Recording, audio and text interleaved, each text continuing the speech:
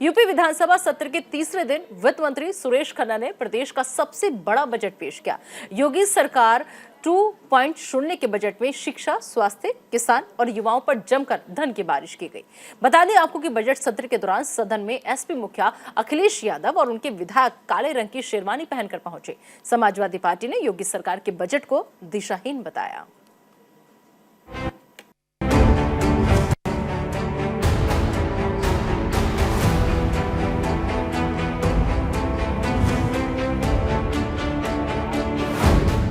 उत्तर प्रदेश की योगी सरकार ने अपना दूसरा बजट पेश कर दिया है।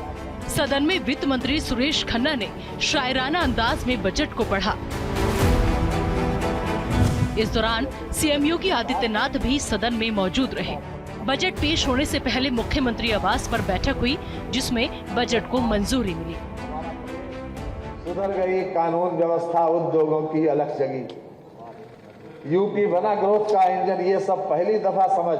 और फकत किनारे बैठे बैठे लहरों से मत सवाल कर, डूब के खुद गहरे पानी में पानी का फलसफा। वित्त मंत्री सुरेश कुमार खन्ना ने सदन की कार्यवाही शुरू होते ही बजट भाषण शुरू किया। योगी सरकार 2.0 ने अपने बजट में छात्र, किसान और महिलाओं का खास ख्याल रखा है। 2023-24 का ये बजट 6,90,242 करोड़ 43 लाख रुपए का है।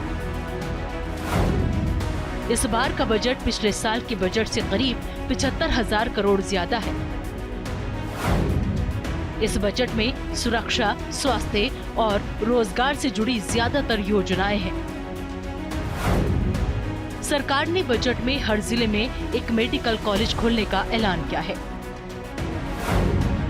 इसके अलावा सरकार ने एयरपोर्ट, मेट्रो को लेकर भी बड़ी घोषणाएं की हैं, जिसमें जेवर एयरपोर्ट में 2 रनवे थे, इन्हें बढ़ाकर 5 किया गया है। 100 करोड़ से वाराणसी और गोरखपुर में मेट्रो बनेंगी। वाराणसी और दूसरे शहरों में रोपवे के लिए 150 करोड़ प्रस्तावित हैं। 585 करोड़ का बजट कानपुर मेट्रो रेल परियोजना के लिए दिया गया। आगरा मेट्रो रेल परियोजना के लिए 456 करोड़ दिए। 5 अंतर्राष्ट्रीय और 16 घरेलू एयरपोर्ट, कुल 21 एयरपोर्ट यूपी में संचालित होंगे। यूपी में 9 एयरपोर्ट से उड़ान संचालित है। इससे 80 शहर जोड़े गए हैं। जेवर, अयोध्या समेत 3 एयरपोर्ट अंतर्राष्ट्रीय हैं।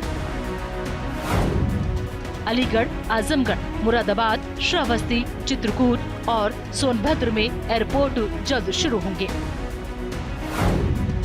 Meerut corridor regional rapid transit system परियोजना को 1306 करोड़ दिए गए।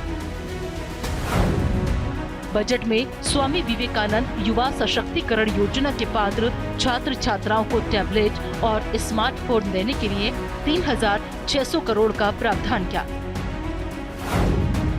इसके अलावा मुख्यमंत्री कन्या सुमंगला योजना के लिए बजट में 1,050 करोड़ की व्यवस्था की।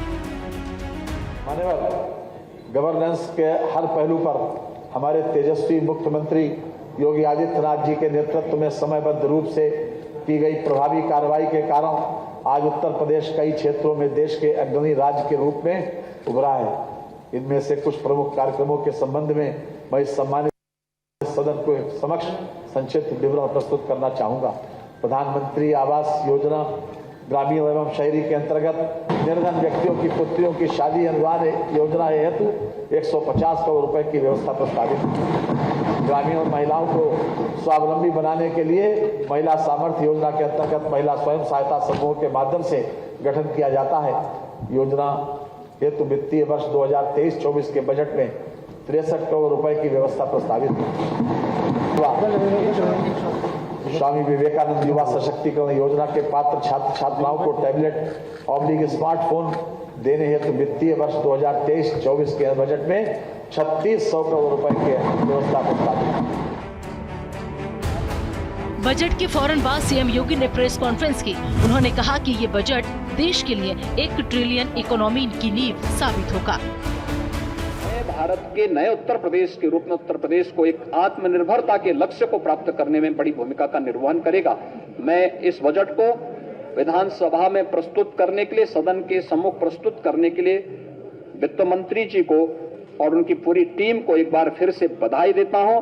उत्तर प्रदेश के नागरिकों का अभिनंदन करता हूं कि उनका जो अब तक सहयोग प्राप्त हुआ है, पिछले 6 वर्ष के अंदर एक सकारात्मक सहयोग प्राप्त हुआ है कि हर बजट में हमने हर तबके के लोगों को, गांव को, गरीब को, किसान को, नौजवान को, महिलाओं को, समाज के प्रत्येक तबके को इसके साथ जोड़ने का कार्य किया है।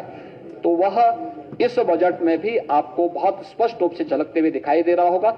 और मैं इस बात के लिए आश्वस्त कर सकता हूं कि जो भी हमने बजट में प्रावधान किए हैं, एक समयबद्ध तरीके से उसे लागू करने और उसको आगे बढ़ाने में हम सक्षम होंगे।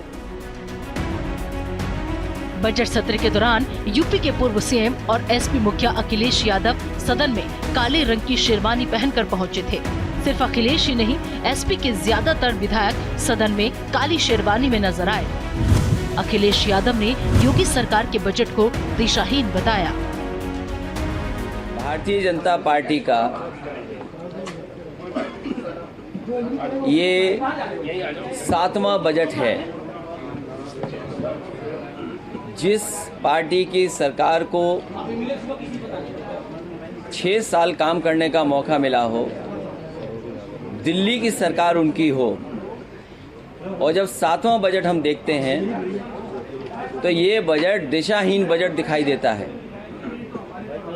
और आज के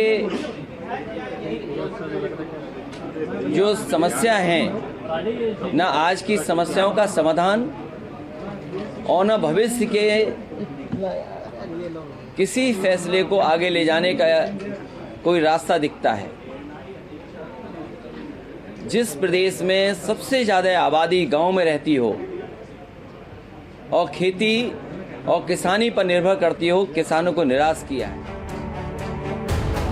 योगी सरकार ने अपने दूसरे कार्यकाल का दूसरा बजट विधानसभा में पेश कर दिया है। 6,90,000 करोड़ रुपए के इस बजट में इंडस्ट्रियल और इंफ्रास्ट्रक्चर डेवलपमेंट पर जोर दिया गया है। योगी सरकार के बजट में छोटे और मझले उद्यमियों के साथ किसानों, स्टूडेंट्स, महिला और स्वास्थ्य के लिए बड़ी घोषणाएं की गई हैं। Bureau report, news India.